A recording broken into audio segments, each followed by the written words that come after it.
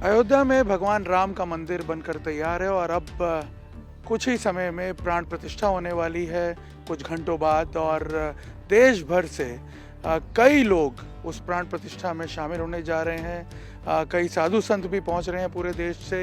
Ahmedabad BAPS Swaminarayan संस्थान से स्वामी ब्रह्म विहारी जो हैं वो जा रहे हैं प्राण प्रतिष्ठा महोत्सव में शामिल होने के लिए। और वैसे भी आपको बता दें कि इस संस्था का और इस मंदिर का एक अलग ही नाता है राम टेम्पल के साथ। हम स्वामी जी से भी जानने की कोशिश करेंगे। स्वामी जी, सबसे पहले तो आपसे ये जानना चाहेंगे कि अब जिस पल का जो इंतज़ार था पूरे देश को था, सदियों से पूरा होने जा रहा है वो पल, वो क्षण अब आ चुका है। आप कैसा फील कर रहे हैं, क्या भाव है मन में? देखो, करीब 500 साल से जो सबकी श्रद्धा है, भक्ति है और भावना है, वो सभी का एक ये समूह है। तो आज सुबह ही मैं हमारे बड़े संत है पूजीश्वर स्वामी के आशीर्वाद लेने के लिए सुबह गया, तो उन्होंने बड़े ज़ोर से जय श्री राम का नाम लिया और बताया कि ये 500 साल की भक्ति है। सो पूरा देश, और मैं ये भी सोचता हूँ हमारे जो पूर्वजों सबके दिल में बहुत बहुत खुशी होगी। तो वो खुशी और श्रद्धा मनाने के लिए हम सब इकट्ठे हुए हैं। वो भी हमारे दिल में भावना, it's a great feeling, exhilarating feeling and a feeling of great faith. सबसे बड़ी बात यह है कि आपके गुरु प्रमुख स्वामी महाराज, शायद उनकी आत्मा आज इस क्षण में बहुत ज़्यादा प्रफुल्लित होगी, क्योंकि इस टेम्पल का और उनका एक अलग ही नाता है इस राम मंदिर मूवमेंट के साथ भी। पहली शिला का पूजन भी उन्होंने ही किया था जब शिला पूजन अभियान चला था पूरे देश में। प्रमुख स्वामी महाराज इतने प्रामाणिक और पवित्र संत थे। उन्होंने अपनी श्रद्धा भगवान श्री राम के लिए कभी गुप्त नहीं रखी थी। मुझे मालूम है कि हम तो बहुत छोटे संत थे। I think it was in 1989 जब भी प्रथम रामशिला का पूजन की बात थी, तो इस मंदिर में उसके पीछे एक कमरा था, तो प्रमुख स्वामी ने वहाँ वो रामशिला रखकर बड़े बड़े जो राम भक्त थे वो सब वहाँ थे।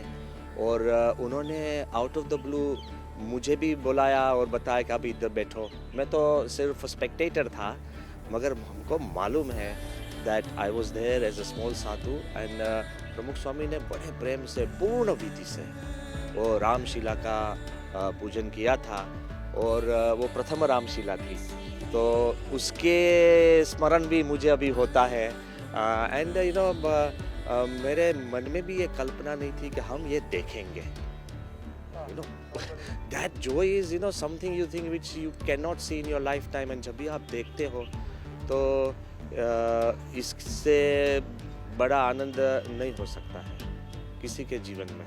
और आज तो पूरा देश भक्तिमय हो चुका है। आप कैसे इस भाव को देखते हैं?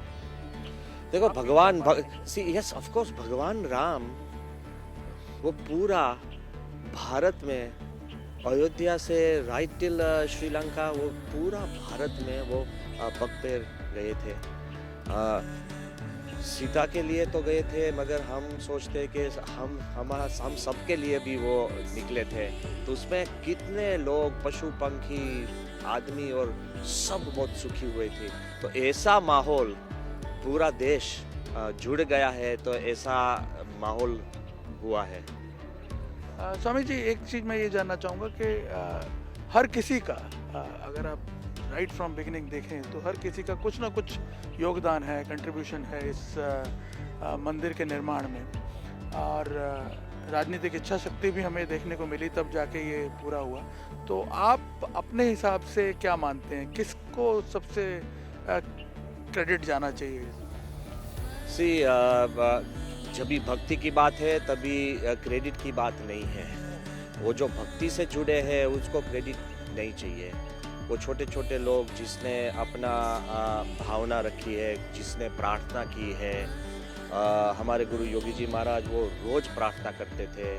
प्रमुख स्वामी सबके साथ बैठे और ये राम मंदिर का जो पत्थर है उसकी सिलेक्शन करने के लिए भी और उनके सोमपुरा के लिए भी प्रमुख स्वामी महाराज ने मार्गदर्शन दिया है। और हम देखते हैं कि कितने भक्त लोग ने अपना पूरा जीवन दिया इसके लिए।